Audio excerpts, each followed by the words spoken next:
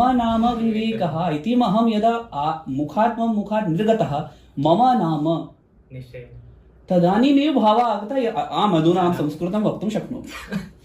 तर्हि सर्वप्रथमं तु आत्मविश्वासः आवश्यकः। आम् अहं संस्कृतं वक्तुं शक्नोमि, क्लिष्टं नास्ति, सरलम् अस्ति। सर्वादौ तु अस्माभिः सः भावः या निर्मितः अस्ति संस्कृतं बहु क्लिष्टं कठिनम् अस्ति न वक्तुं शक्नोमि, तादृशः भावः सर्वादौ दूरीकरणीयः। आत्मविश्वासस्य जागरणं, स्वस्य उपरि विश्वासः भवेत्, अहं संस्कृतं वक्तुं शक्नोमि।